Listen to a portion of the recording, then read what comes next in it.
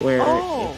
the speakers was not switched to the real something. Uh-huh. I hear music. You know what? Larry's music was on. It was not switched to the what? Uh, real tech, real Basically, tech R. yeah, his sound setting was messed up, so it wasn't hooking up to his headset. Oh, yeah. Like sometimes when I log into Discord for the other game I play, you have to go into the audio settings and say that you want to listen through your headset as opposed to through your speakers. Yeah, I got you on Twitch too here, so I gotta do something about that. Okay. So anyway, yeah, when last we emailed each other, Larry, you had said I was going to host because Zeke hadn't hooked up to Skype yet. And so Yeah.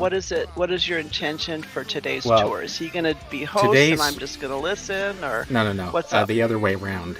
Basically, he's just here.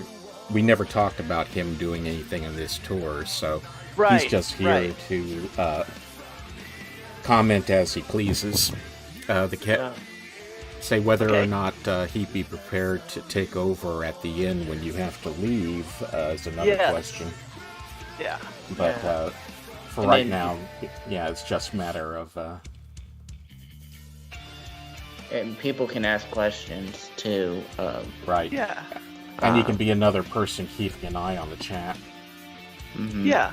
So As he's a matter going to of fact- co-host basically. As a matter of fact, Susan, if you can keep an eye mainly on the stream, and he can watch mostly watch the in-game chat, and that way you won't have to be trying to divide your attention between the two. Sounds Yeah. good.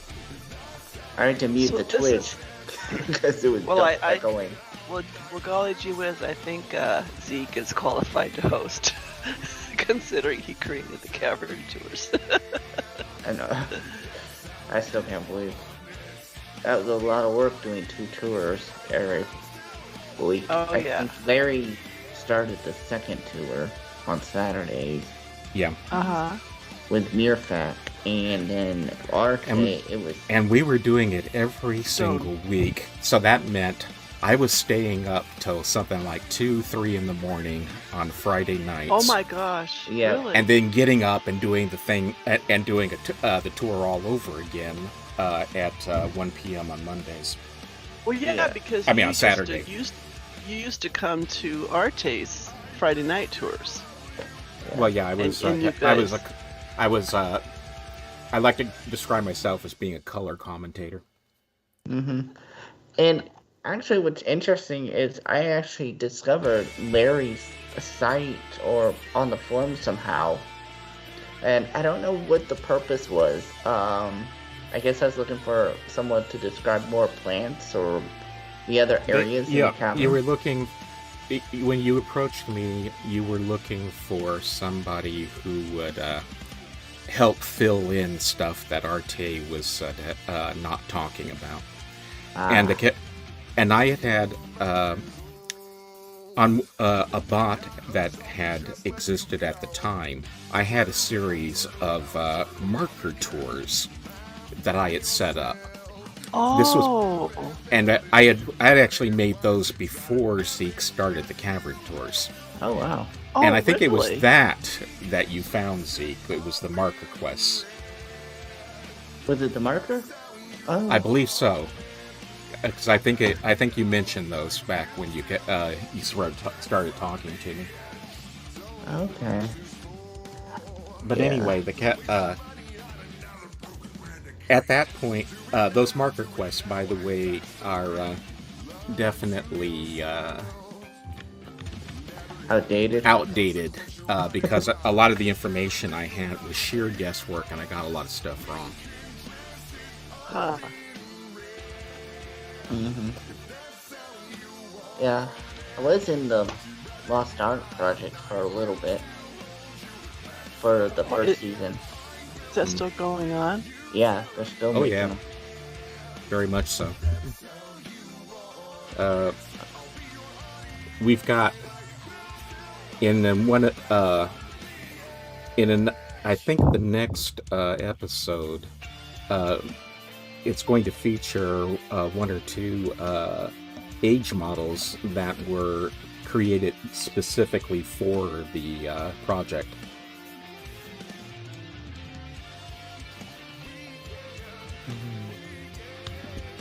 That'd be interesting. Yeah, one of them I consulted on, so I have I guess partial credit for its creation. Let's see, I was about. I just went and did a pellet drop. Those still count, as far as I know. Say, last time I heard anything about that, Rawa had written a note to someone a while back that he still does log into those tables every once in a while to keep an eye on them and make adjustments. Tables, but it is manual, tables? So yeah. But he keeps What track. tables? He keeps track on a graph of pellet drops, and as far as I know, pellet drop he's still doing it. Yeah. Hey, Zeke, I have a question for you. Did you want to join? I created this CT hostess Susan to specifically join this Cavern Tour hood so I can post messages on the left imager. Oh. Did you want to do something similar? I could. Because I have Cavern Events hood, which is kind of designed for something else. Yeah, you created a plural Cavern Events hood, and this is a singular Cavern. This is Cavern Tours hood, and then you created a Cavern Events hood, which I think, someone else took that over. For a little while, but I'm back, and I kind of readjusted it. Oh, cool. I even started another hood, actually, too, by a different name. But, I would recommend, of course, that we stick with this particular hood. This is the hood that Larry created years ago. The Cavern Tours hood, the one we're standing in right now. Mm-hmm. And this is what everyone's familiar with. But what I do want to do for sure, I'm going to email you the Cavern Tours announcements. This is the thing that's posted on the left imager. And then every month I change, the next tour is blah, blah, blah. It's dated 1/3/20. Oh, okay, so it's a while back. I wish they would fix that issue in the key, unfortunately, where the dates where you don't have to look through it. Well, yeah, if you clear out your incomings and put them into folders, that's not a problem. I didn't know you could put them in folders, actually. Oh, yeah, you just, you click on the thing that's in an incoming and then click on the green arrow pointing to the folder you want to put it in. Tells you I don't know much about the whole keys. So all my incomings is all spread out. So I don't have any folders. I don't even know how to create one in there. Not done. You can't create them. They're created as you visit each age. Mm-hmm. So, like, the one that I have the Cavern Tours keymail in is called Hood, which right now is at the top of the list because that's where we're standing. Hold on. It says 1/3/20, so yeah, I have to kind of go back. Here it is. Yeah, scroll. Scrolling is terrible here. Yeah, especially if you have to do this. That's all. Let's see. Each two remove. Okay, I see.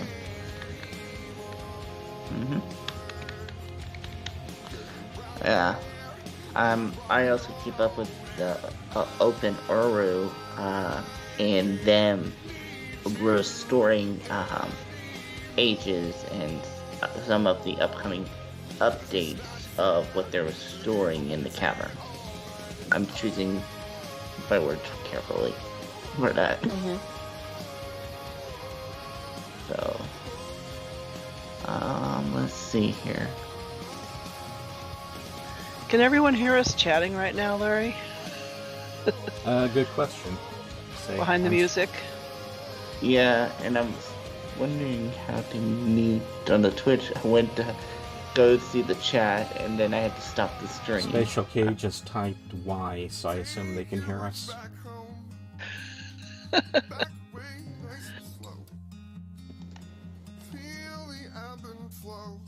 This is our pre-tour warm-up. Yeah. I'm telling they can all hear us, so explaining this is a pre-tour warm-up. If I'll be doing my scales pretty soon. Just kidding. Yes, Zeke? I'm gonna tell the audience if you have any questions about the Cavern Tours or how it got started or the purpose or what I did, feel free to ask before the tour starts. Okay. Oh yeah, 15 minutes. Okay. Yeah. Baron 3D says I can hear you in the Twitch chat. Yeah. Frobuzz, I have bad news. The birds are in their own room. I would have to walk over there. Well, why don't I do that? Well, Zeke is offering to answer questions about how he formed the tours. I'm going to walk into the bird room. I have to make our tourists happy. Vincent or any of that stuff. It's like, let's see. There they are. Are those parakeets? Yes, 10 of them. Okay. They're quiet now that I'm staring at them. She doesn't have a pet. She has a flock. Yes. Yes. The only thing I don't understand about parakeets is they are so noisy until you walk in the room and then they go silent for some odd reason. Yeah. They'll, if I were to chirp at them, they'd start talking. Okay.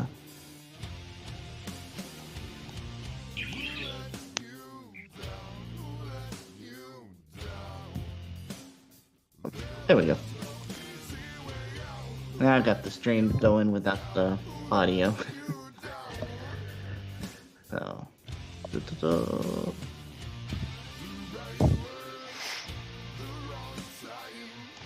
Yeah.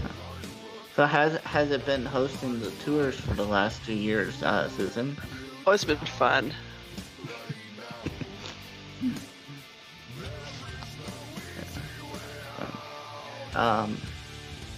What? Oh, by the way, is... okay. I was gonna say, speaking of the tours, somebody who was actually kind of sniping me at the time, but mentioned everyone knows that Susan knows as much about the game as you do, Larry. Oh gosh. Say, this is your chance to officially comment on that one. Yeah, I disagree. Here's what I'll say. This game is meant to be explored and go beyond the boundaries of its properties to explore everything in it. Once you think you discovered everything, you haven't even discovered half of it and the history behind it. Oh God, I'm still learning stuff, new stuff every time I do this. So anyone who thinks they know everything, you don't. You gotta you'll discover even more things that's beyond your knowledge.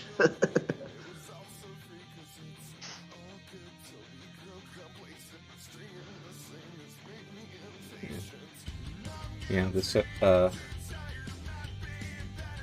every once in a while I manage to pry a bit of information out of Rala or some other member of Cyan that I didn't know before. Mm-hmm. There's also the fact that even on my own, I'm still going into places and saying, how on earth did I miss that? Yeah, it's like when It I was- watch a movie for the 12th time, it's like, I never noticed that before. Yep. To give you an example, one of those moments came this year when I was doing the tour on, goodness, what's the name of the rest stage? Hehe. Watch me as my mind goes blank. Yeah, maybe I'll know more than you. The rest stage from Myst 5 starts with a D. And say why I can't remember that name, I don't know. Dorebo? Dorebo, that's it. D-I-R-E-B-O? Yeah, hey, I do know more than you. Yeah, Dorebo, when I went into it this last time to take some key photos, that was the first time I noticed the little lanterns floating on the water in between the islands. Oh. I had gone decades without them really ever registering in my consciousness. Mm-hmm. So I made a point out of mentioning them this time. Excellent. And it's the little details that make the tours so interesting. Yeah, I think. Yeah, back in, what was it?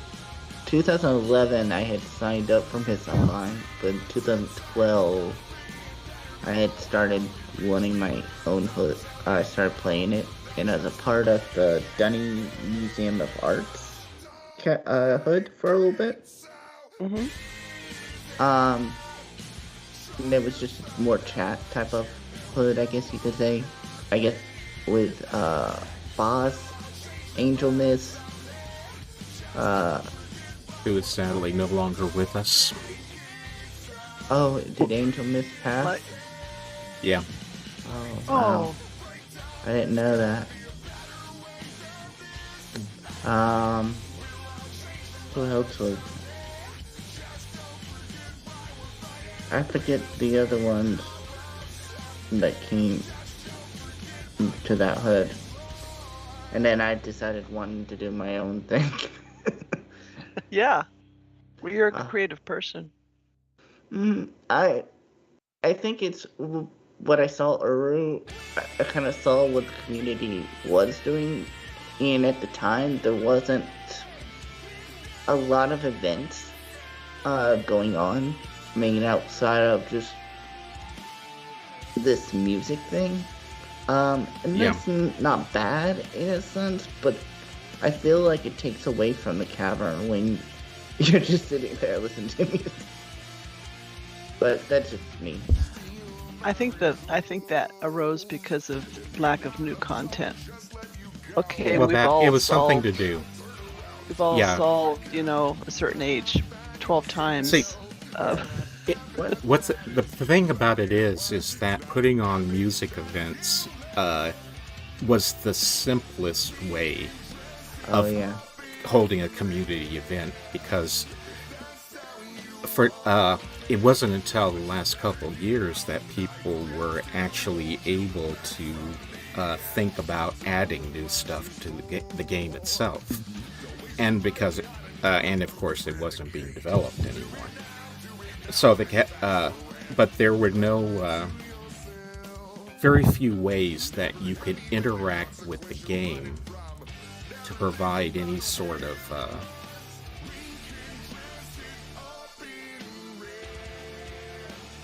of outside content.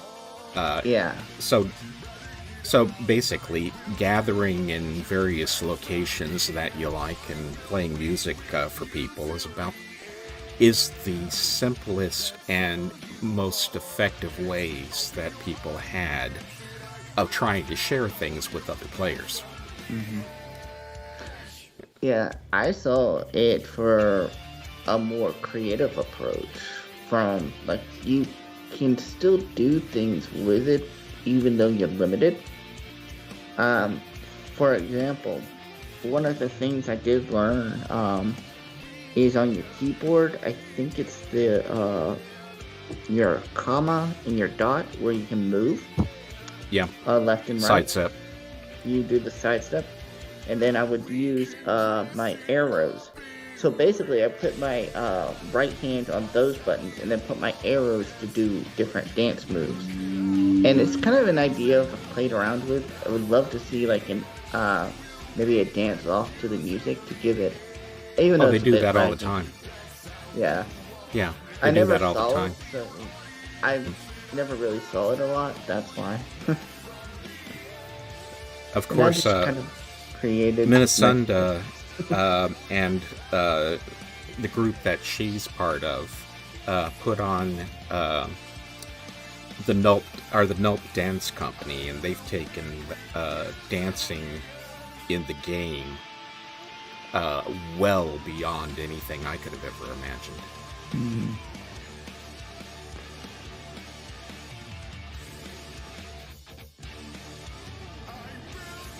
Well, I think it's about 1 p.m. Oh, it is already? My Yep. lord. We've got 4 minutes technically. But this is a good time for me to kill the music. And any introductions and stuff like that. Yep. I'm still trying to herd cats too.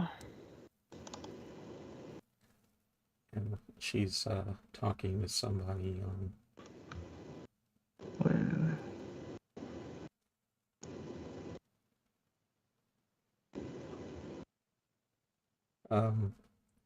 Need to tell Denise Seeker that it's not a social media, it's a streaming platform. I think that's counted as social media to him, if my theory is right. Now she set him straight there.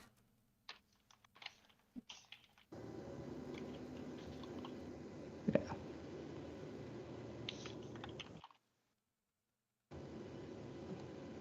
Would you count streaming services social media, or I don't know? They're not social media in that they are not people interacting with each other as the sole point of it.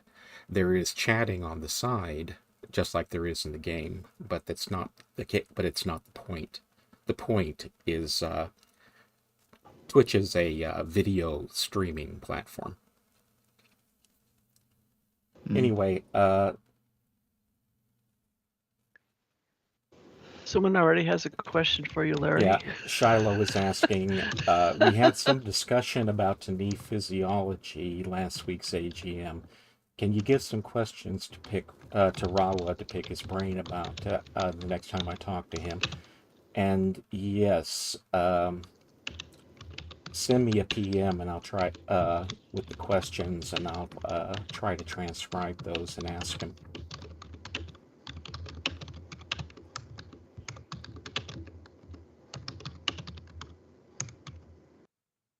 Welcome, Denise Seeker. Okay, I'm going to do a last call. Yeah, hopefully this will be something that you'll find very enjoyable.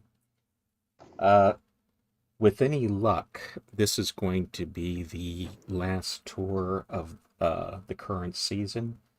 So after this, we'll be recontacting Murphac to find out when he may be available for the next season.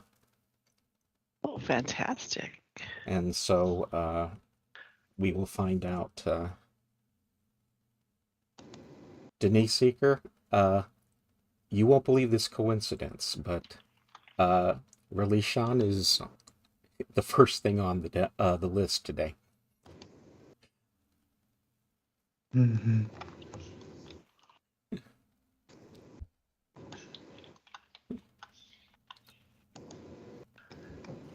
Which reminds me, I forgot to make sure that I had...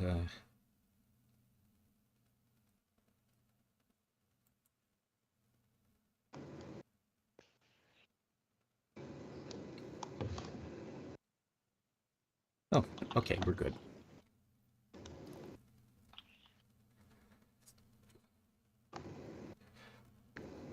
Susan, introduction, please.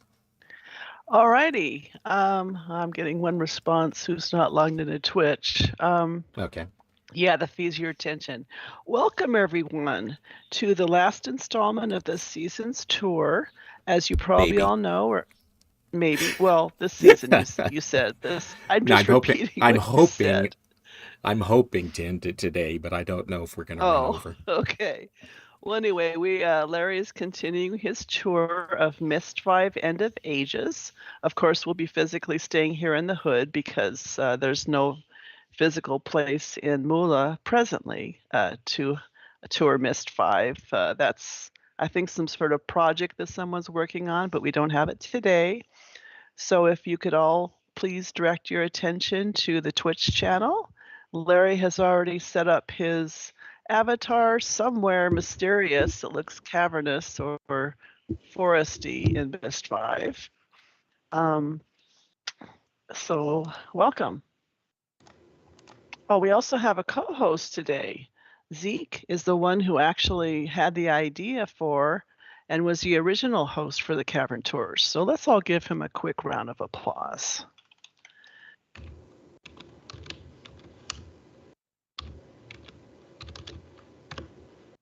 Zeke, you want to say hi to the crowd? Hello. I'm here. You can hear me. So Larry will be pausing from time to time to take questions. Feel free to either wait for that moment or else just go ahead and type your questions either in the Moola text chat or in the stream chat. Zeke and I will be monitoring both. Take it away, Larry. Okay.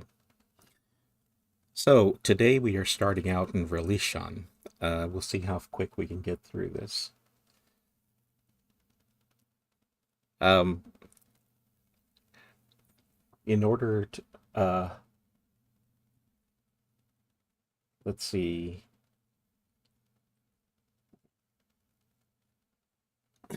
Okay. First off, again, about the questions that you want, anyone wants to ask Rawa. We want to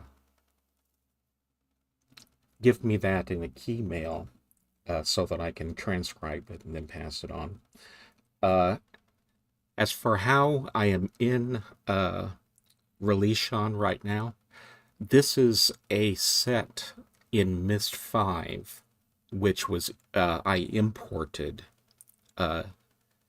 into Uru CC. It's too complicated to go into at the moment as to how I did that, because we got a lot to cover and a limited amount of time. So, Releeshan. In the year 1810, Atris wrote an age called Avron and met a people who were native there. In the next year, he hired some of their younger, more adventurous tribe members to help him find survivors of the fall of Denis, with the intent of rebuilding the Denis civilization. After scouring the caverns for linking books to explore, they located over 1,800 still living Denis or their children. The survivors followed Atris and Catherine back to the caverns to bury the dead who had been left where they died and to restore their homes. However, that proved to be a much greater problem than Atris had first believed, and after the debacle of Tyranny in 1812, Atris gave up on the idea of restoration. Instead, he began working on the initial design notes for an age that would be the Denis' new home. The notes were completed on April 19th of 1813, and 2 days later he started writing the descriptive book. Atris decided to call the new age Releeshan, which means the whole in Denis. The name was a tribute to his grandmother Tiana, who taught him more about the art than he ever learned from his father Gin. One of her lessons had been about not forgetting the big picture of a perspective age and not to just focus on small details. While I don't remember her exact wording, the idea was to keep one's eye on the whole picture. When he bound the book, he added a metal lock with an inscription carved into it that read Ril Malueta Me Canto Comalet, or Comalet, which is, we must not forget from whence we came. I should have a photograph of that. Hold on a sec while I see if I can bring that up for you.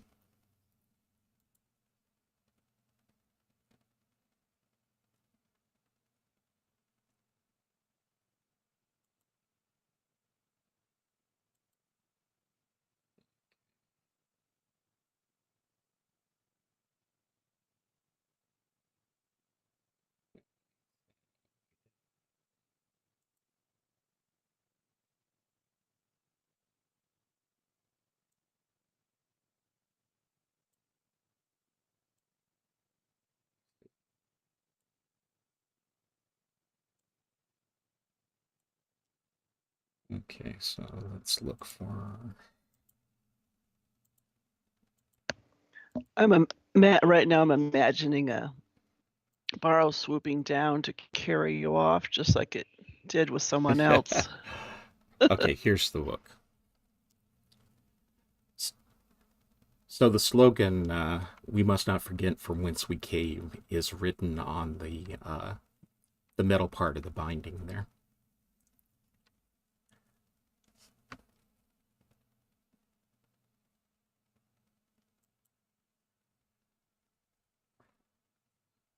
The work on the book progressed rapidly, and it was completed sometime between 1814 and 1815. By 1815, the Denis survivors and a number of the Afranese who had braved many dangers to find them moved into the New Age and began building new homes there on the shore of a lake. In 1816, Atris invited the stranger to visit Tomana so they could link to Releeshan and visit the new Denis homeland. However, just after the stranger arrived, a man named Savidro stole Releeshan's descriptive book in order to hold it hostage. Savidro was a native of an age called Narayan that Atris had hired to be a tutor for his sons.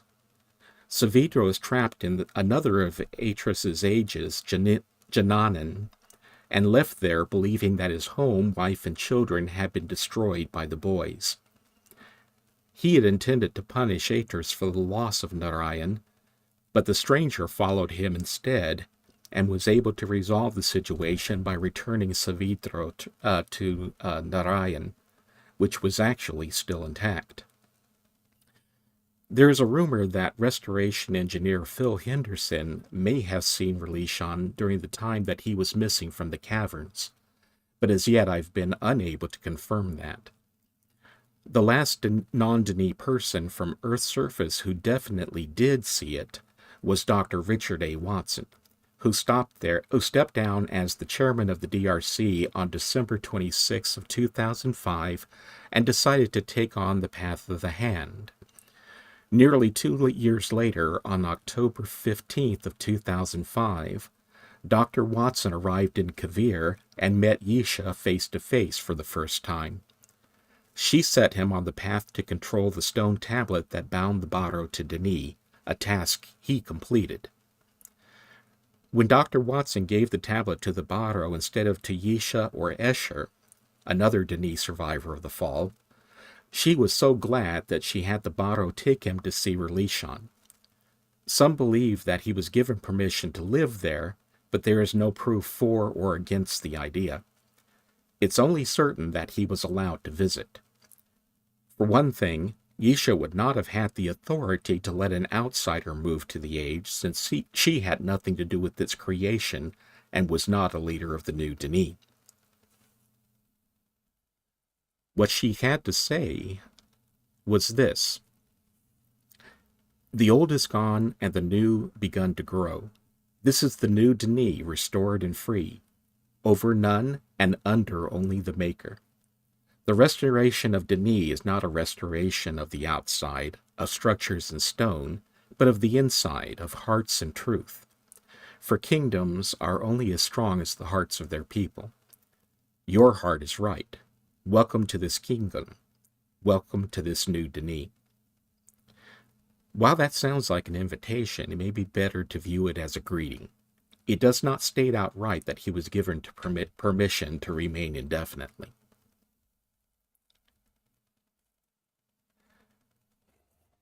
Okay, let's take a walk over. Whoops, I need to...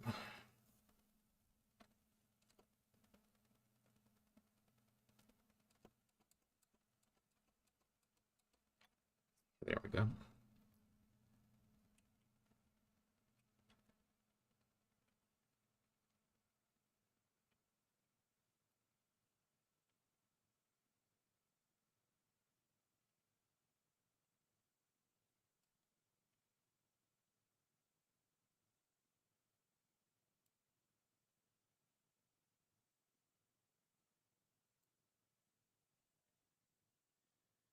The age of Releeshan is set on a narrow coastal plain bordered by tall, snow-capped mountains with plenty of forests on the nearby foothills.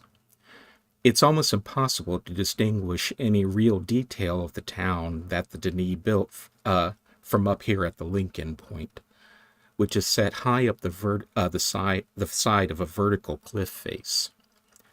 It's hard to reach the Lincoln Point, and that may have been a defensive decision. It's a very long way to the ground level on a precarious stairway that has no safety railings, so the resident of the age would have had all the time they'd ever need to notice that someone had arrived and was descending. Presumably, they would have made linking books that would allow them to skip to the main Lincoln location, since I can't imagine anyone who lived here wanting to ascend and descend hundreds of feet every time they needed to go anywhere else. And it's notable that there's no return book to Tomana here. The steps that I mentioned are right here.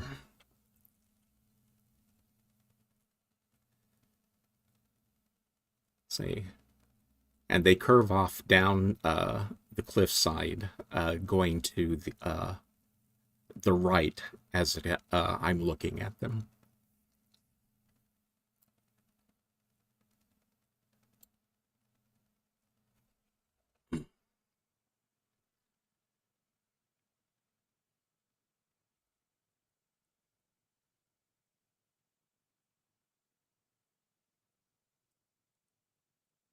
Okay. Now, were there any questions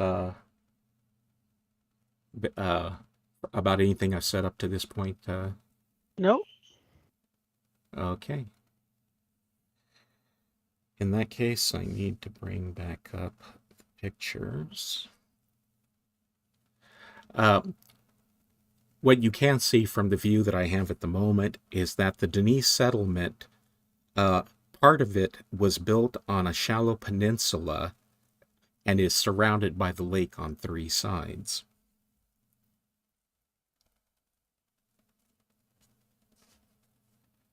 Let's see, I need to get out of here.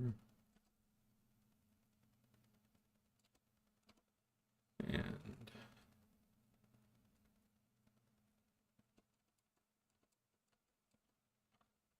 go over here.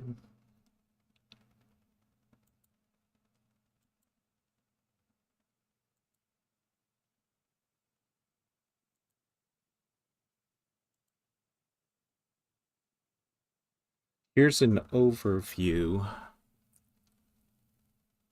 of the peninsula from the air. As you can see, there's a network of roads, but it's a little hard to make out the buildings. This is a view of the settlement before the central monument was built on the peninsula.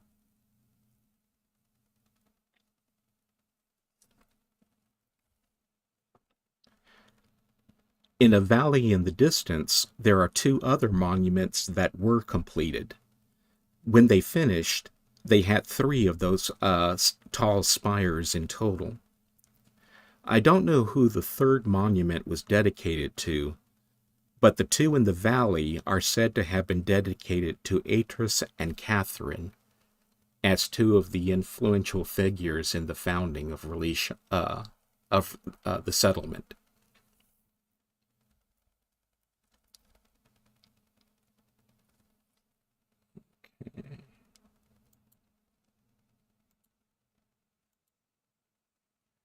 This is a view of the peninsula section after the spire was built.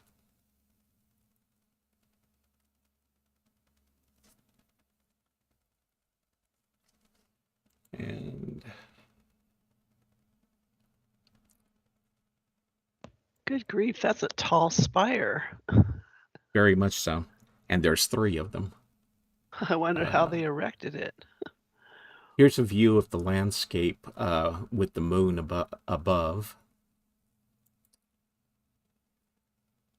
Here's a shot of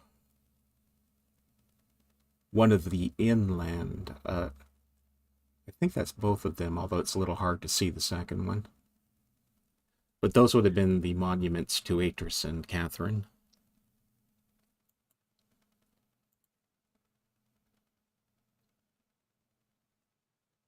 Okay, this is a overview of the whole shebang visible from the platform. So this area is off to the right of the settlement, and then we're going to slide it over. Oops. If I grab the right picture, that is.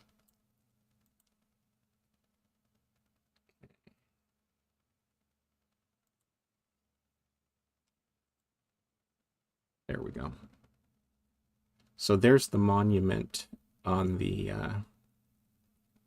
peninsula, and then if we go over here, that's a view of the valley with more of the settlement, which was built inland. So the Denis town is not just on that peninsula, but it goes around and all the way up a valley between two mountain ranges.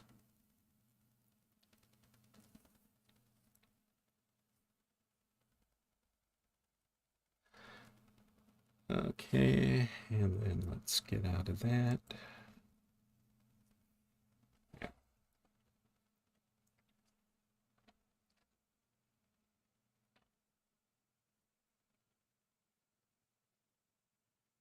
Going back to the link-in point. Someone's asking what if you know what the spires are made of. He's commenting that they look metallic. They are silvery, but no, there's nothing, very, very little information is available about any of this except what you can see. I did, of course, ask about that, but nobody, no one from Cyan had any memories specifically. That, or else there was no need for them to go into any that level of detail, since it was only ever supposed to be something that was seen in passing. The long shot that I showed you of the settlement, for instance, was only seen when Dr. Watson was lifted up by the Barrow, and that was only on the screen for a few seconds before it went into the credits.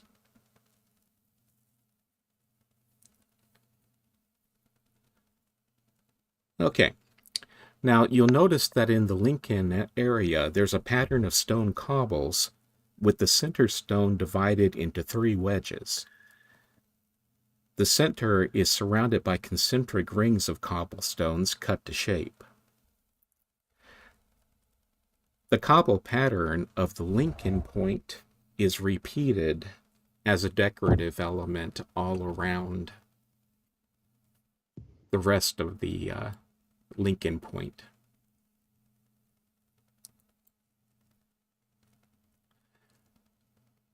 The flags, of course, are geometric patterns and don't seem to hold any real significance other than as decorations.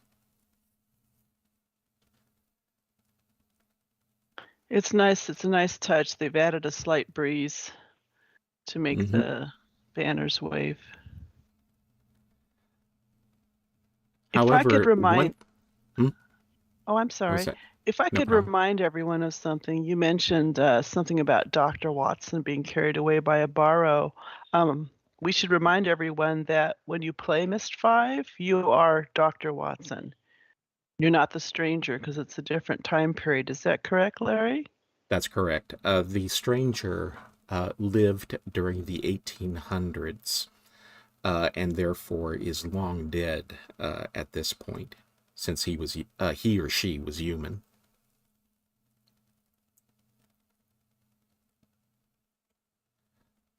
This Yisha. location, Scott, was a cutscene at the end of Myst 5. I'm sorry, Larry. Yep.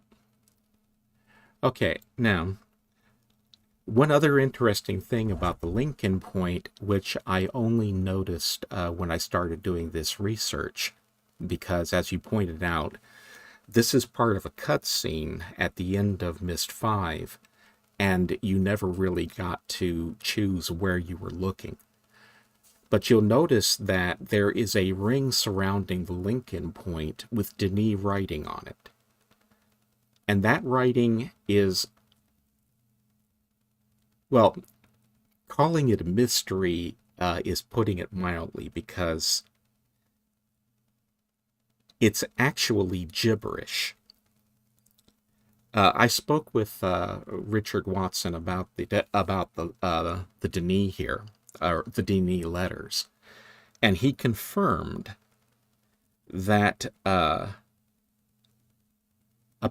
it's apparently doesn't say anything at all. So what the significance is and why these letters were put here is completely unknown. The letters that you see here are B, C, H, E, G, H, D, H, O, P, short A, and Z. And those are repeated over and over again around the circle. The only two things in that sequence that might possibly be Denis words are DHO and BCHEG. PAZ is also a possible word. But they don't go together. And there's other letters between them that completely hash up anything that they might have said. It kind of reminds me of like a puzzle, like similar to the spy room in maybe a future puzzle for Myst 5 at the time. That's what it reminds me of for the gibberish. Maybe it is, maybe, but your guess is as good as, because your guess is as good as anyone's at this point, because of course, I don't have access to any of the design notes, which might have given me a clue as to why that writing was there. Since we can't get to the land outside of the Lincoln point, there's only one plant of note, but it's something significant. Let's go ahead and turn around and take a step out over here. And you will notice that there are a number of trees here.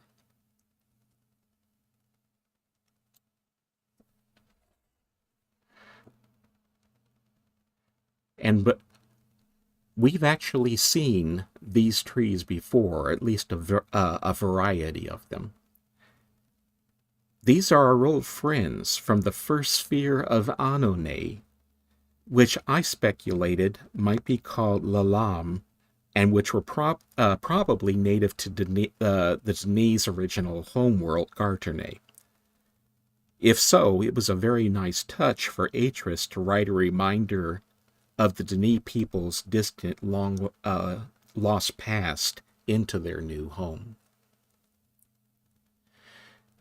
In Annonay, of course, you see these trees with pink leaves rather than green.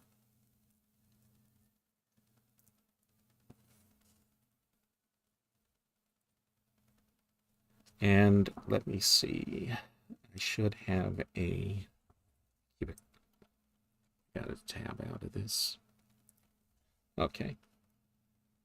So let's go ahead and do this. So there's the pic, those trees. Here we go. I have it off, slightly off camera. These are the trees as seen in Annonay.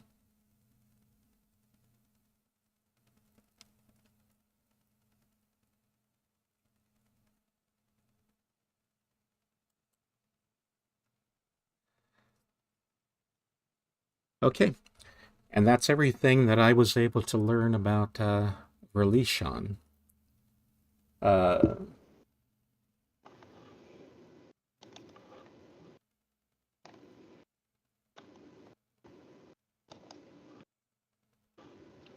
It looks like, compared to Onane, Onane's trees seem to be more autumn with the leaves changing, That whereas may be, Release yeah, that on may is be, more spring. yeah. But you can definitely see the family resemblance. Yep. Okay.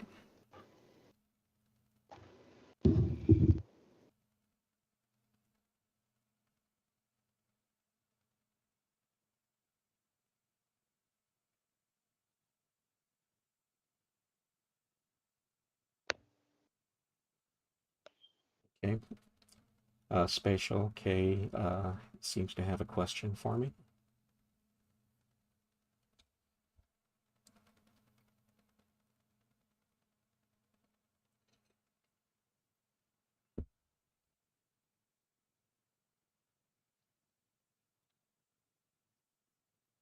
While she's doing that, let's see if I can get to the next location.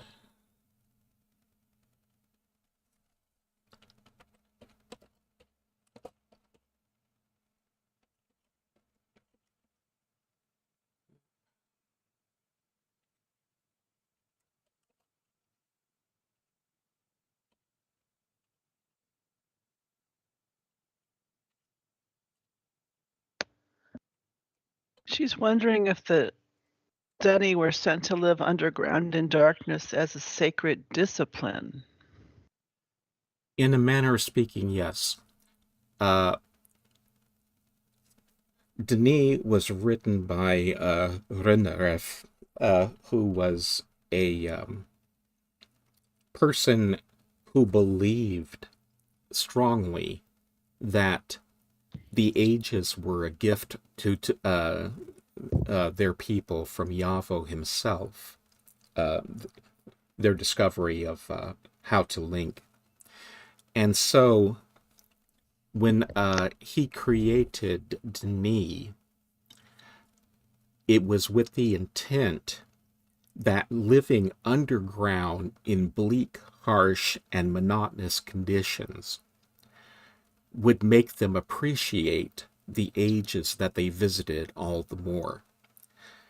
There was also elements of, if we're underground, we'll be safe from the elements and from hostile peoples. But a lot of it was simply, it was meant to be a somewhat monastic existence.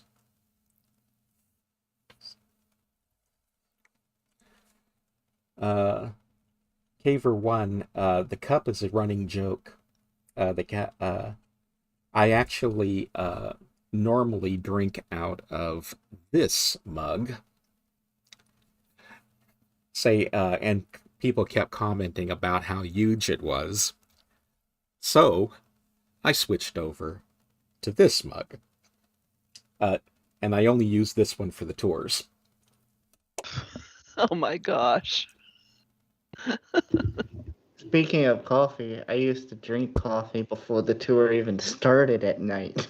Mm-hmm. When we did the late night ones.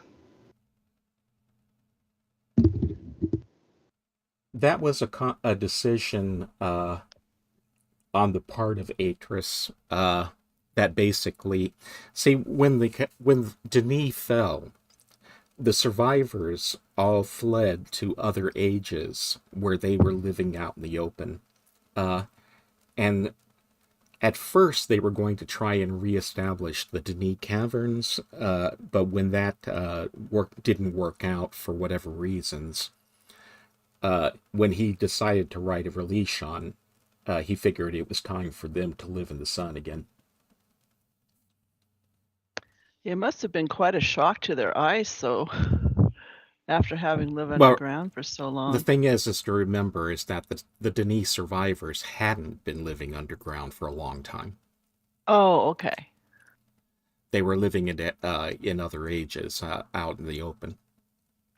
Do we know how close in environmental conditions this age is compared with their home world? No, because almost nothing uh, is known about Garternay. We get a glimpse of one district of it when we see on the first sphere of Annonay, what it may have been like. However, Denis itself, the only thing that we know for certain that existed on Garternay is the Arch of Kerith. That was called the King's Arch originally before it was renamed, and it was a duplicate of a monument on Garternay. So that's the only thing that we know of that was designed and actually existed on their homeworld.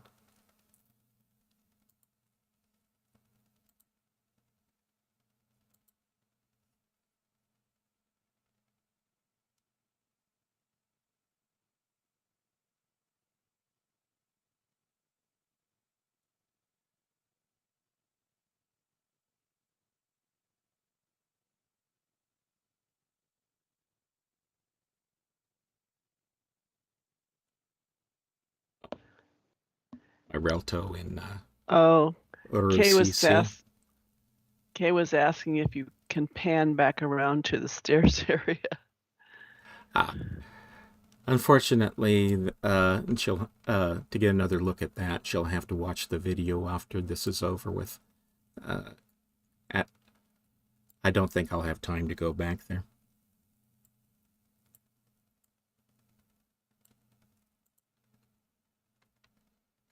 Now let's see. I want to go to.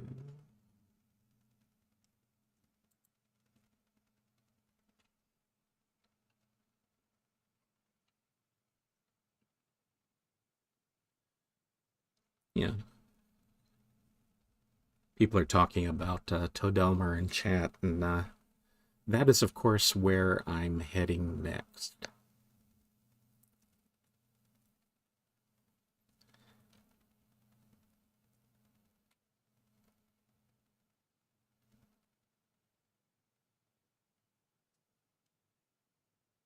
Yeah, there we go. I was afraid my game was locked up there.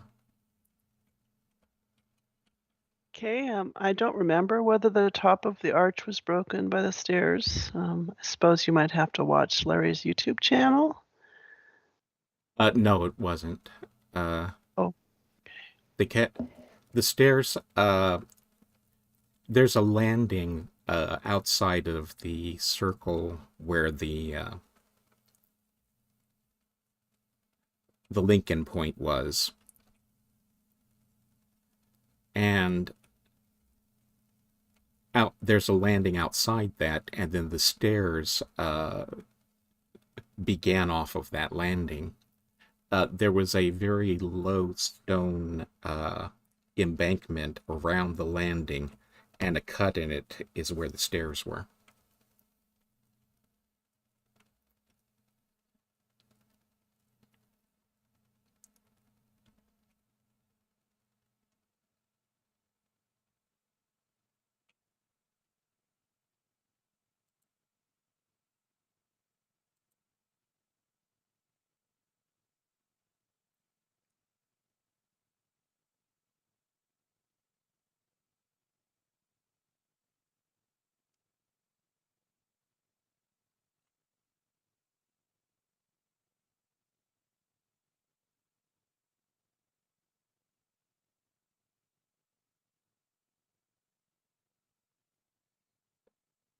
Yes, there's a lot of fan ages, and I don't know if the Myst 5 ages are in Deep Island. In fact, I don't think they are.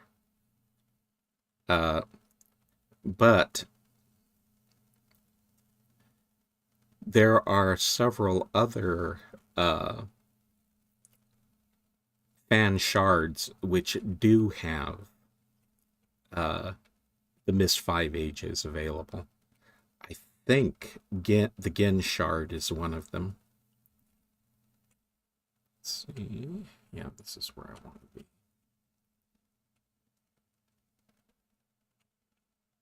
Okay. Here we go.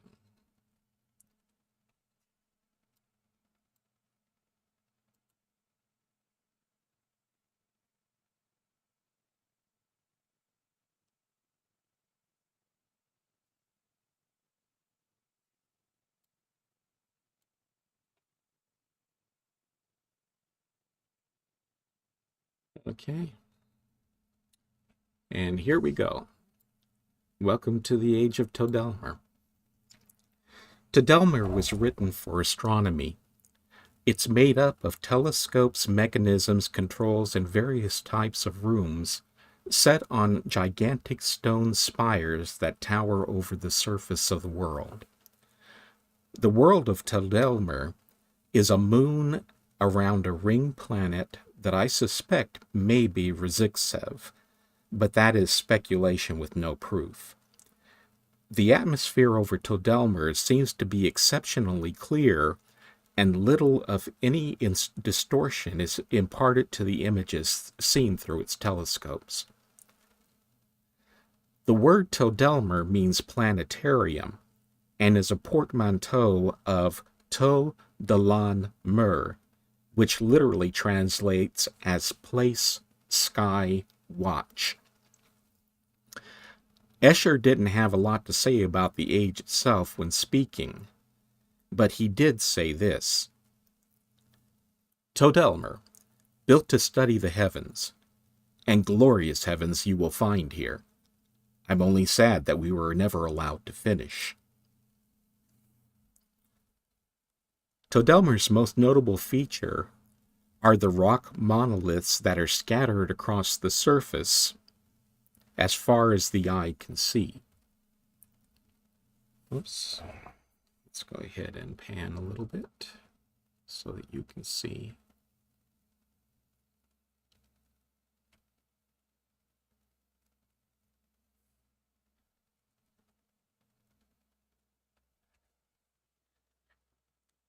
The moon is pocked with meteor impact craters. How the spires formed and remain intact on such a surface is a question that I cannot answer. It's not easy to judge the size of the moon, but it does have a breathable atmosphere and what looks like flowing water in rivers down on the surface.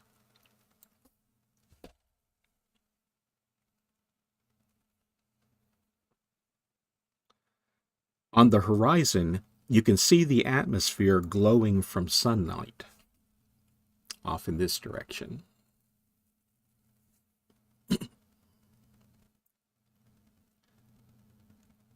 The moon's relation to the sun does not appear to change whenever we visit it, so there is a possibility that the moon revolves at a speed that keeps the same side of it always facing the sun.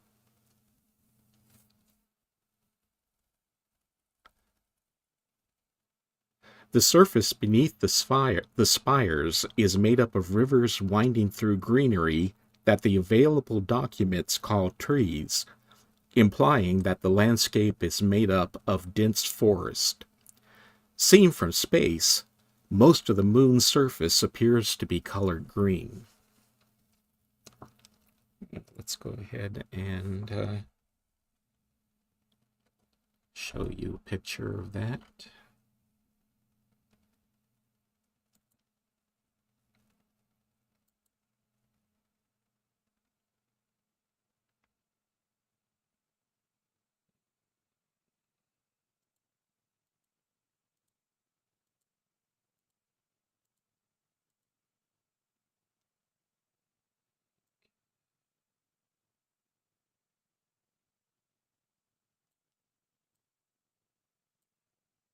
Okay, here we go.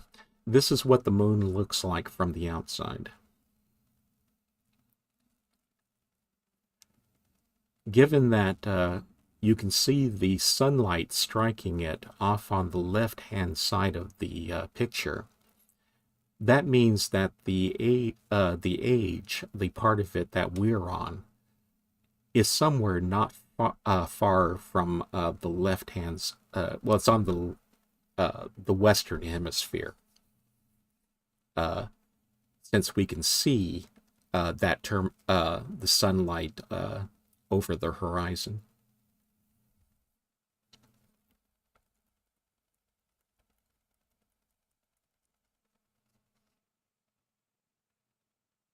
The craters on the moon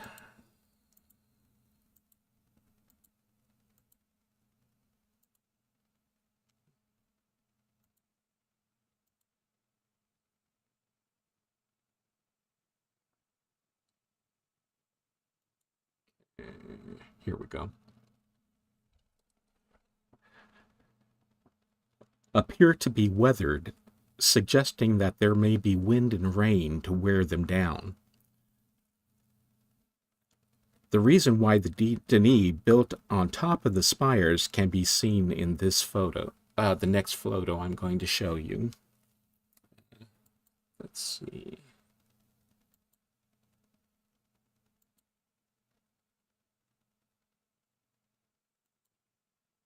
Assuming I can find it.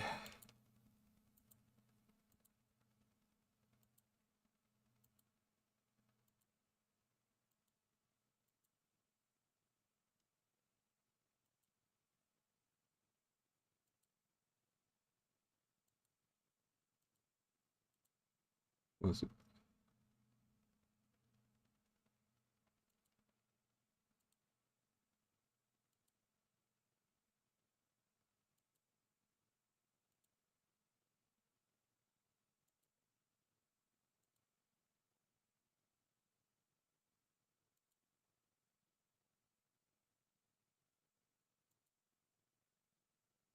Okay, I think this is the one we're looking up. Okay.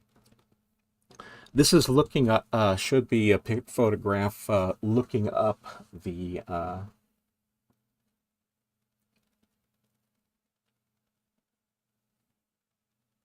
yeah, this is the right one. Okay.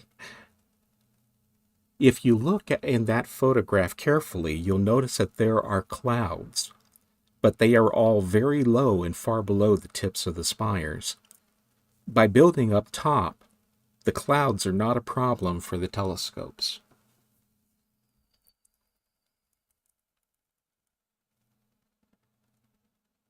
The Denis built their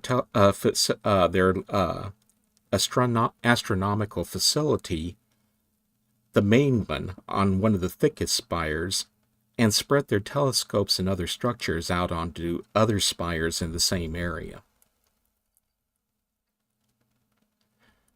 Cables were strung from the main spire out to the others to adjust the four large radio telescopes that were used for deep space imaging.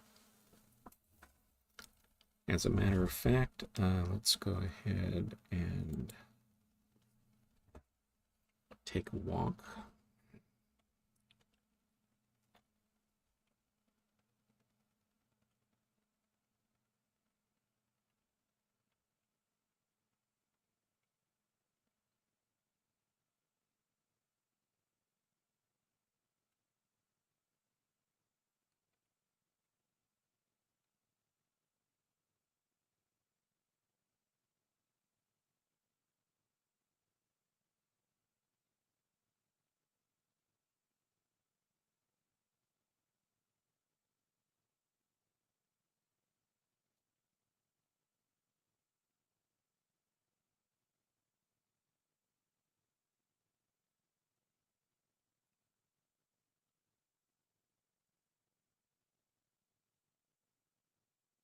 Okay, now let's walk back over here, or run. This was the main control room for the 4 large radio telescopes.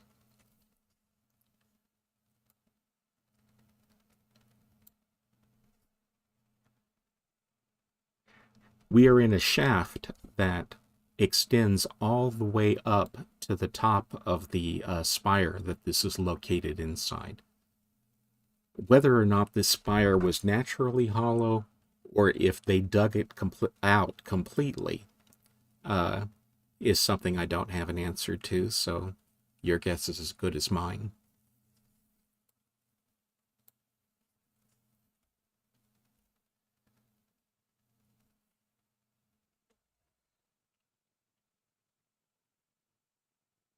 The 4 devices over here that look a bit like mushrooms are the control stations for each of the 4 telescopes. These 4 telescopes were devoted, each one, to a section of the sky. They have levers that change the orientation of the scopes so that you can bring up specific areas and then zoom in or out on whatever it is you're looking at.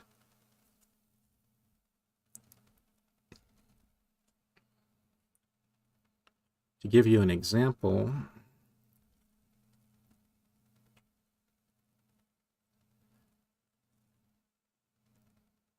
this station here was devoted to the southeast quarter of the sky.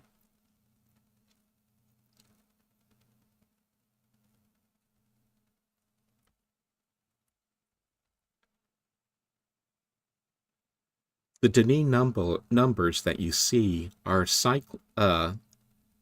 cyclic and run from 1 to 25, as most Denis counting systems do.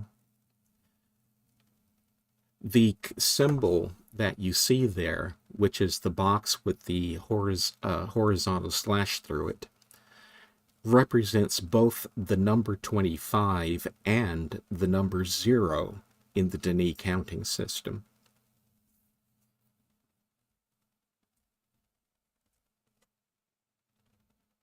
Okay.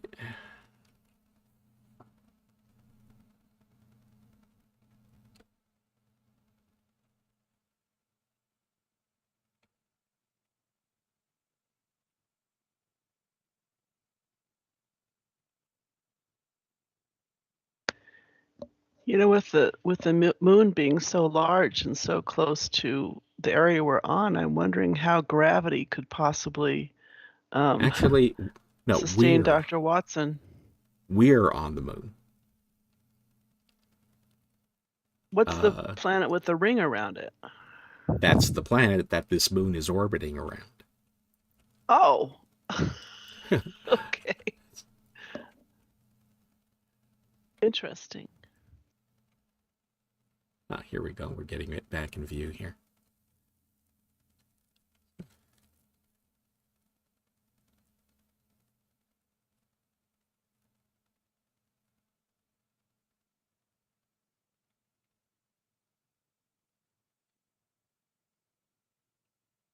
So yeah, that's the planet that we're in orbit around right now.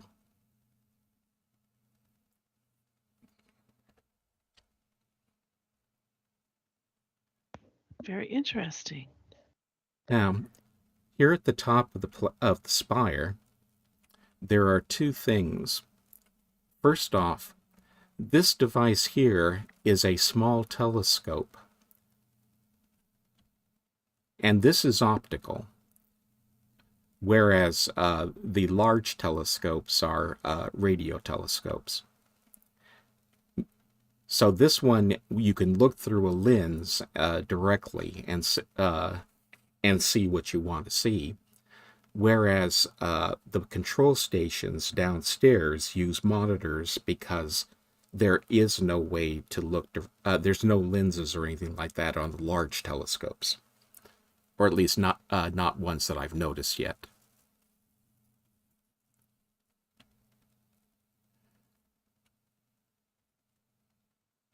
This device structure over here is the top of the central shaft that goes all the way down to the 4 control stations I showed you before, which is why you see the cable runs coming out of it.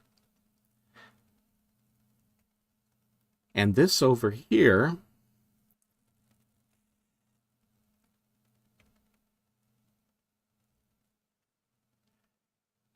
is one of the 2 rooms that gave the age its name. Oh, Darlene Watson is here. Welcome, Darlene. This room here is a planetarium, and the device that you see in front of me is a planetarium projector. And of course, I mentioned there are 2 of them and that the age is named after them, which is why it's called the planetarium age rather than the astronomy age.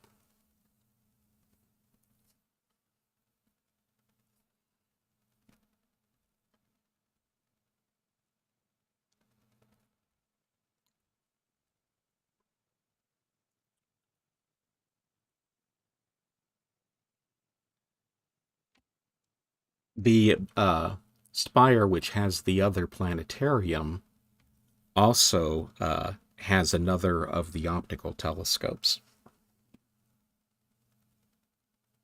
Okay, let me tab over here and Todelmer.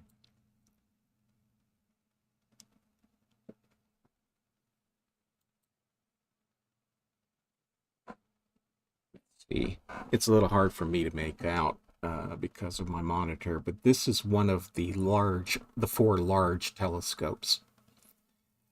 So as you can see, they look completely different than telescopes on Earth. And as I mentioned, that's partly because they are radio telescopes and don't depend primarily on mirrors or lenses in order to get a picture of the night sky. Let's see if I have another photograph. I believe this is another shot of them.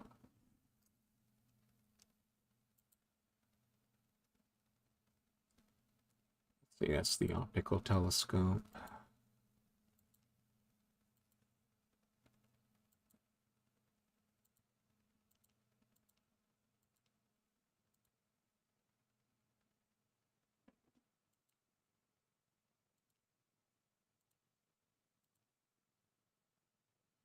Oh, by the way, this picture here, which is found on the wall in the room I'm in right now, is a layout of the 4 telescopes. We are on the blue circle in the center, and then you'll notice that there are 4 red circles that contain 3/4 circles inside them. And those represent which telescope it is looking at which quarter of the sky.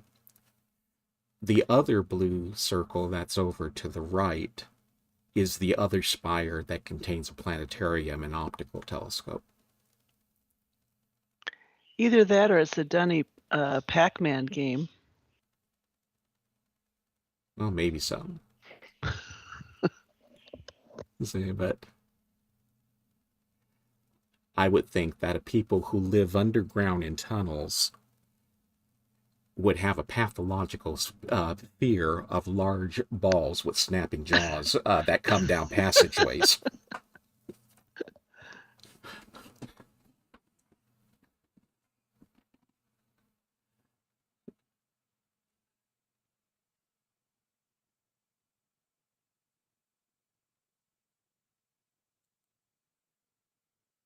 Okay, let's see.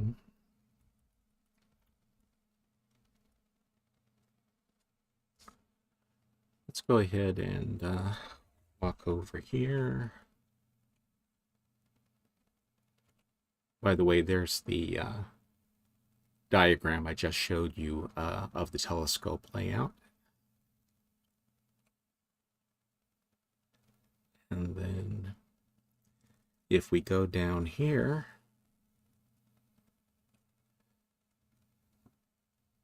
we are at the top of the shaft that leads down to the control stations far below us. Let's go over here and see if we can look down. It's a little hard to make out, but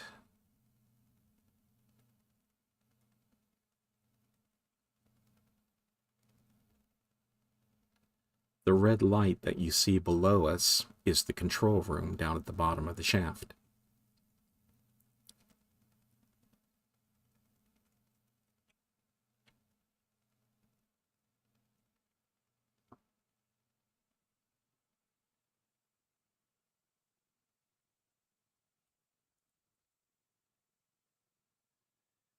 To get to the second spot control spire, by the way, there was a Skyway car that rode a cable between the two.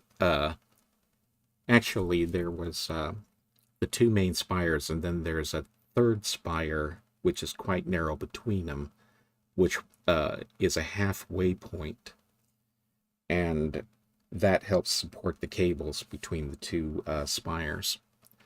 Let's go ahead and walk over and take a quick look at that. Where's the door? Oh, right behind me.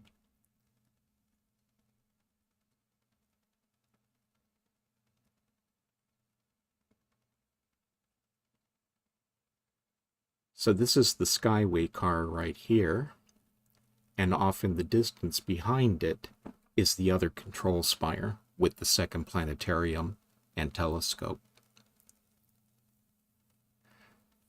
It's a little hard to see, but let's see if we can get a better angle.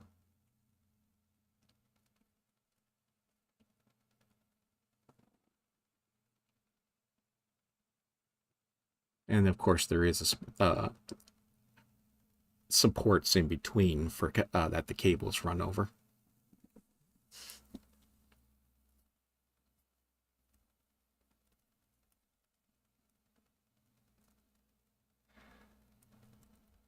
Okay, let's see if we can...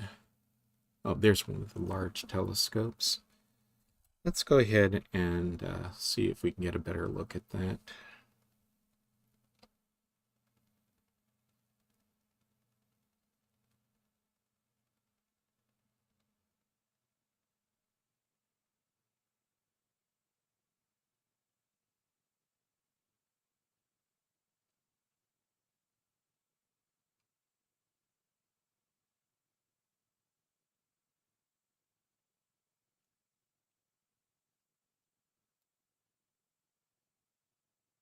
Okay.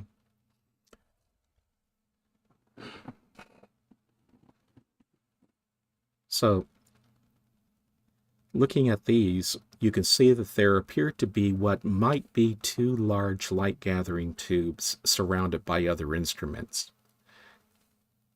It was probably capable of gathering information by several means instead of just normal light. And of course, the images are transmitted back to the control room, so these telescopes were never manned. And of course, since the telescopes are above the cloud layer, there was no need to protect them with domes like telescopes on Earth usually are.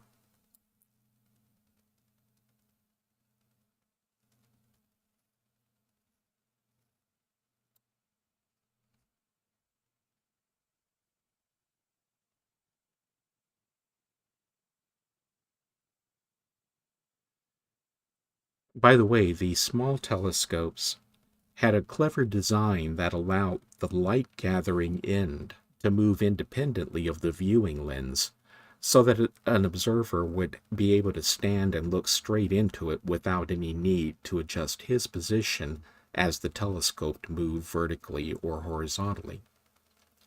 In fact, the horizontal movement of the telescope was done via a turntable that the entire assembly was mounted on, and on which the observer stood.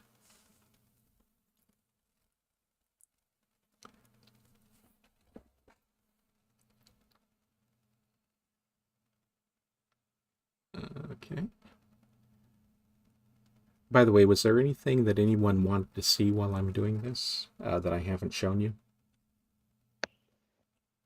No one's asked to see anything yet. There's lots and lots of questions about the physics of the planet. I would have to scroll up quite a bit to get them all.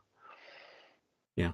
One We'll get to that in just a moment because I'm almost done, so we may as well take a Q&A session after this. Great, thank you.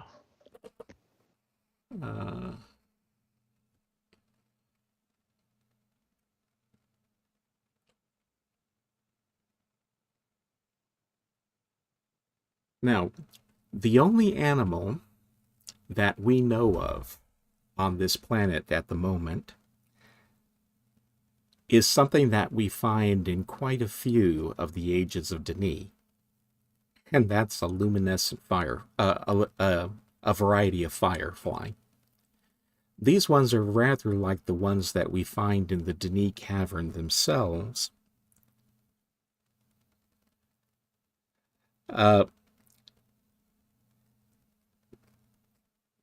We don't really know if there's any animal life elsewhere on the moon, but that doesn't mean there isn't any because there's air to breathe and evidence of forests and rivers, so the chances are good that there are animals in the forests.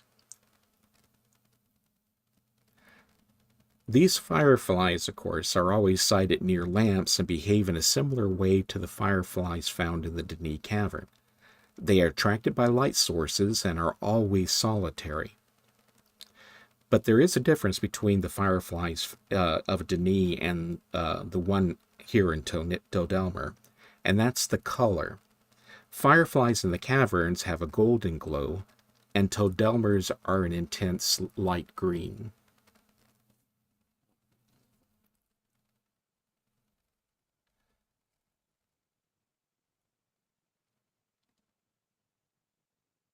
And then I mentioned, of course, the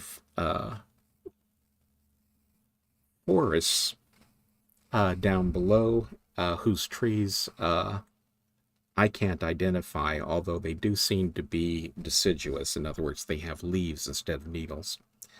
The only photograph that we have of them.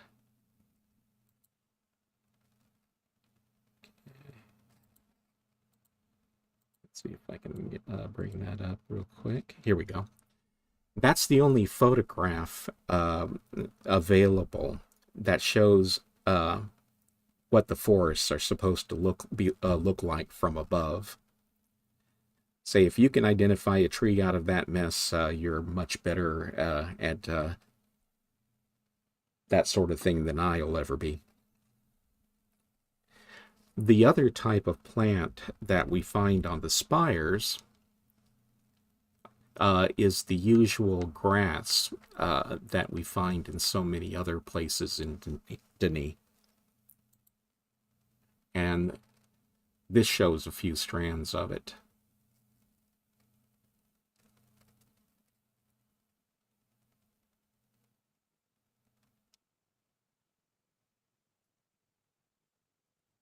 And that's pretty much everything that I have for Todelmer.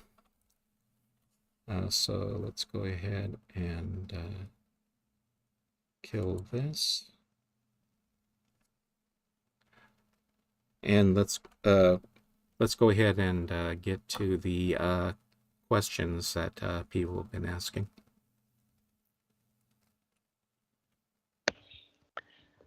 I'm asking them to retype them because I'd have to scroll up too much. I do know someone's asking if this is a planet with the stones that float in the air. I said, no, that's Spire. Spire is one of them. Another age that had floating stones is Rebek. In fact, Oh, all of Rebek. the Okay. yeah, in fact, all of the things that we find around the Dani Empire, like the floating sculptures in Eder Chemo and in Eder Dellen, and the little balls that you find floating uh, in the decorations around the Great Zero. Those were all sculpted out of rock from the Age of Rebek. Hmm. And Um, then, oh, go ahead, Zeke. I have one. I'll do some of the bottom ones. If you scroll up to find any other ones, because I can only scroll up so far. This one's from Shiloh O'Brien. He says, "Why did the Dunny value astronomy enough to devote a whole age to it? I mean, surface people valued it for telling time, navigation, and division in the past, and studying the origins of the universe in the near past for people who live underground can." It's basically for the same reason. They wanted to know things about planets, moons, and the universe, and they had the Denis don't seem to have had any aircraft that we know about at the moment. Uh, Certainly no spacecraft. There was never any need for them to develop spacecraft, of course, because if they wanted to go to to another world, they went. Uh, Yeah. and so the flying in the sky was not something that was actually a very big priority for them. We do know that they had uh, things that were either ground effect or at least flew close to the ground. Those are examples of those, of course, were found. Um, let's see, that was the age where the fire marbles were manufactured. Yeah. But as far as any sort of aircraft, we have yet to have an example of one. So anything that they wanted to learn about the universe around them, they had to learn from an observatory like this because they were not going up in this. They were usually not going up in the sky. I should say I should correct myself on that one because it just occurred to me that they actually did in one case that we know about. And let's go back to it since that's where we started. Okay. And quick question: those flashes of light, are those meteorites? Falling stars, yes. Okay. The moon does have an atmosphere. Yeah, And and it's the art, basically. So they wanted to discover everything in the age, because the art, you're always linking to a new age. But they don't well, know if you're mhm. linking to what inhabitants or non-inhabitants and stuff. So it's just like learning science. But yeah, they were definitely a very curious people about things around them. Uh, let's see. I want to go And there's also all the another way back. question, I almost left something dovetailing on out my. of this. Oh, go ahead. No, I was going to say the reason why I'm rushing back is because almost completely forgot to talk about the pod. Oh yeah. Okay, so back over here we go. And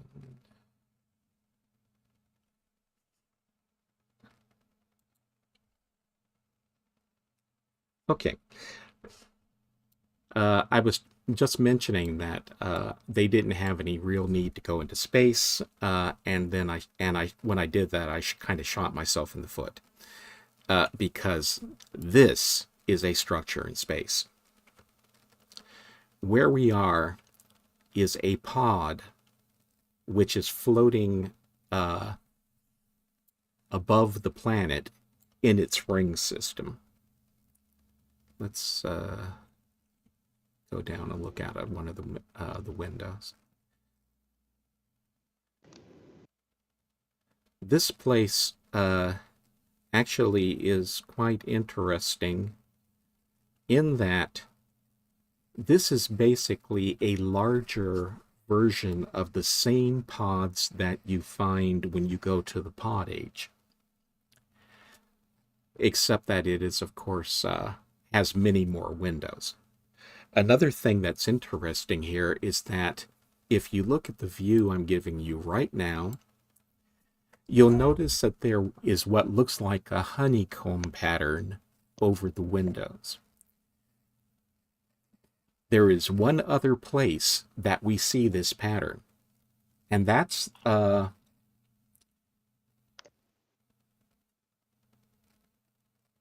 am I having such trouble remembering age names today? Jalak. The age of Jalak, if when you bump up against the force field that surrounds the playing field there, you will see this exact pattern. So it makes one wonder is whether or not this pod is surrounded by a force field like the one in Jalak. Now, we're looking out this window at the moon that we just came from. That is where Todelmer is. Then, if we look around to the other side, and assuming I don't start climbing a ladder because my character decides that if he's going to look at run into it, he's going to climb it.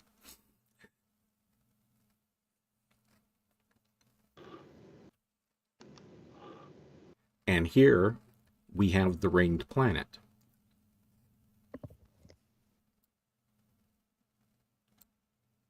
As a matter of fact, let's see if we can get a slightly better view of that.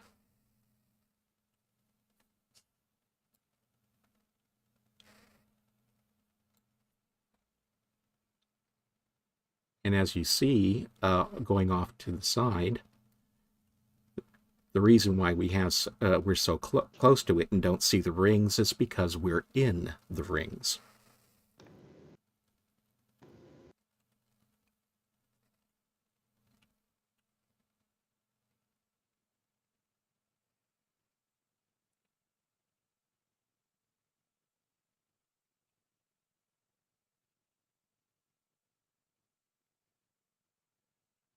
Okay. Anyway, so that has led at least me to wonder if maybe the planet that we are looking down on at the moment is the planet where the pod age is. However, there's some pretty big holes in that theory, and that's because when we look out of the planet where the pod age, we never see any rings in the sky. So that's so. While I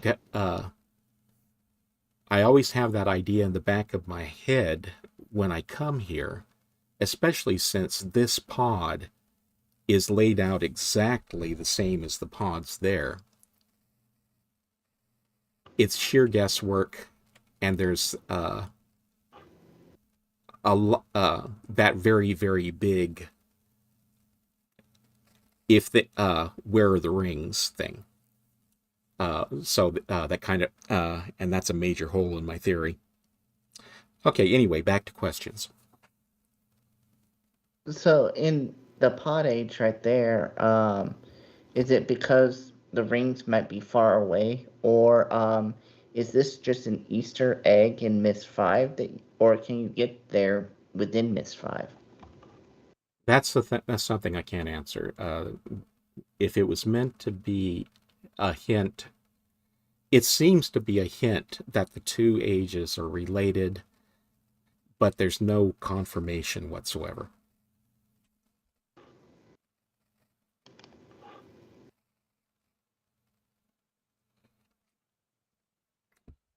Um, so did we get the other questions? Well, someone had asked a while back, dovetailing on my question about gravity. Mm-hmm.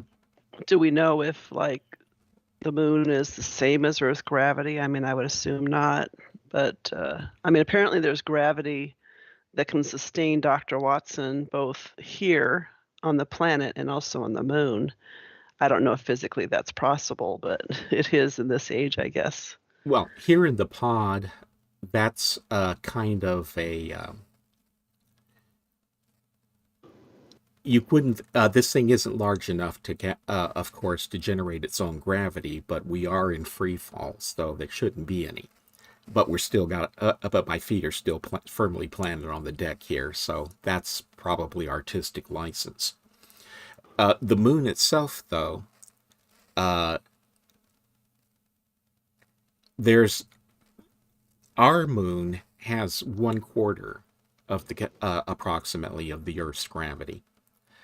And since Todelmer's moon, the moon of Todelmer, has an atmosphere, running water, uh, and all the things that go with that, including plant and possible animal life, then it probably does have more gravity than our moon is. It has to have enough to hold on to the atmosphere. And of course, we know that there are plenty of moons out there surrounding the gas giants in the solar system that are comparable to Earth in size.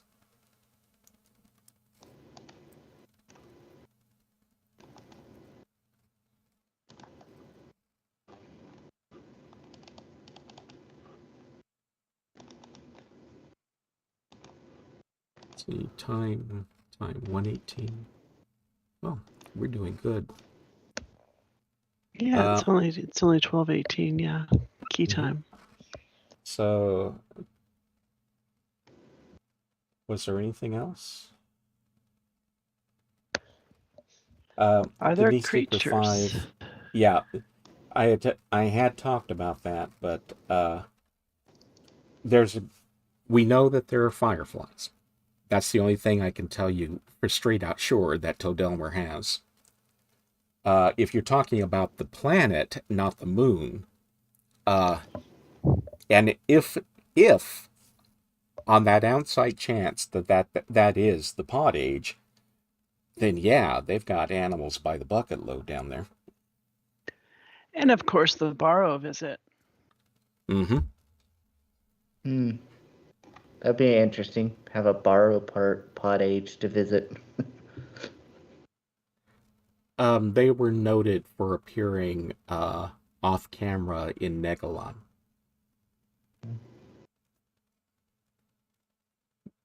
Say the cat. And supposedly one explorer was taken on an expedition there, where they apparently saw some.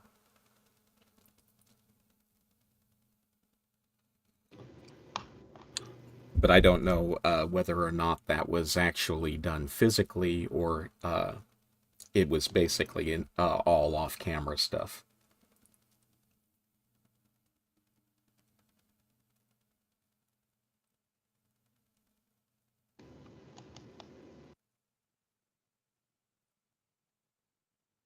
So, any other questions? I'm not seeing any. Okay. In that case, let's put this up.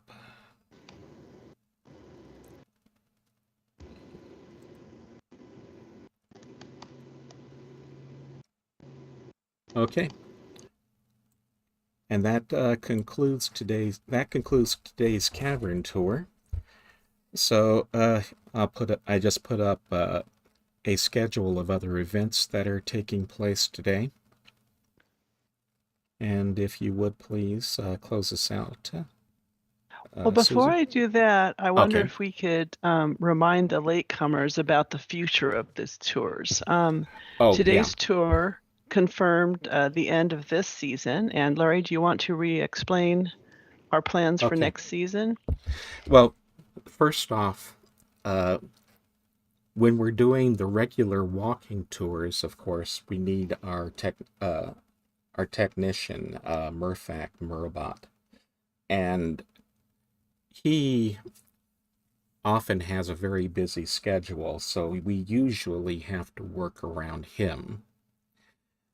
That means that we will be contacting him sometime in the near future to find out when and if he's going to be available for the next season, and therefore it'll be up to him uh, as to what we can do. Uh, but oh, excuse me. Let me interrupt myself for a second. Denise Seeker 5 says, "You said absolutely nothing about the keep." And that was deliberate. I try not to give away spoilers and definitely no puzzle solutions in these tours. This is about the environment, the history, and what things are for, what the plants and animals are, if we can explain them. Uh, we we're strictly hands off on the gameplay. But we did tour Dorebo, I think it was last month. Mm-hmm. And I Which didn't has say a all the thing about the and I didn't say a thing about the keeps there either. right, but you showed them. I mean, But they're yeah, they're they're they're there. unavoidable in the Myst 5 ages. You're going to have to go in and out of them occasionally. But the thing is that talking about them is not something I'll do. It's verboten. So the way we'll keep you all posted when the next season will begin, one way is, the first day of every month, there is an all guilds meeting that's held in Corel at 1300 key time. And I always communicate to the host of that meeting whether or not there's a tour, and if so, what the next tour date is. Another way to keep up is to visit this hood from time to time. If you look at the left imager, there is a key message that explicitly states the next tour will be announced. Just keep your eye on that. No pun intended with the keep. That's just coincidental. I've also sent each of you an invitation to visit this hood at any time. That can be very useful if the hood falls off the public hoods list. And so, and of course, if you buddy Larry and Zeke and I, Zeke and me, if we log in, you can ask us as well. Yeah, no more tours as of now. I do not know what the likelihood is at this time, whether Mirfak would be able to start the next season as early as next month because of his busy schedule. Mm-hmm. So Yeah. Now, that's there's the two best we other can get for things. now. Uh, if you would like to, you can set up a free account at both here on Twitch and at YouTube. And of course, I have recording at a certain point in the last season. I started simulcasting the tours both on Twitch and on YouTube, as well as a couple of other places. And the ones on the recordings on YouTube stay up permanently, so you can always go there and look at past ones.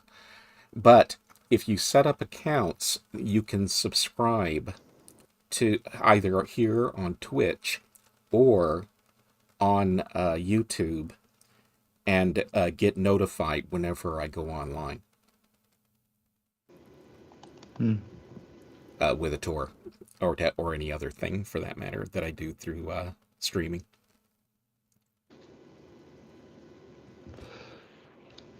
Yeah, I have you on Twitch, so. And there's a very good chance that Zeke will be taking over as the main tour host next season. Uh, he Yeah. he has One thing you should know about these Cavern Tours is it is a lot of work to do these tours, to set up timing and to set up and work around people's schedule and to promote in history. So we have to take a break once in a while to give us some fresh energy when we do the next season. That's why we oh may take a couple. yeah. Well, no, actually, it's going to be up to Murphy. He's actually been off for a while now. Uh, Yeah. but the But thing, I'm explaining why, yeah, if people were wondering why there's breaks between them. actually, the current setup that we're doing, which you may be unaware of, is that we're only doing them once a month, so that takes an awful Yeah. lot of that pressure off. Yeah, that's true. So we've this season has lasted for over 2 years because of that. No, it's Yeah. due to my excellent hosting. Come on, Larry. Your excellent hosting stretched it out to 2 years.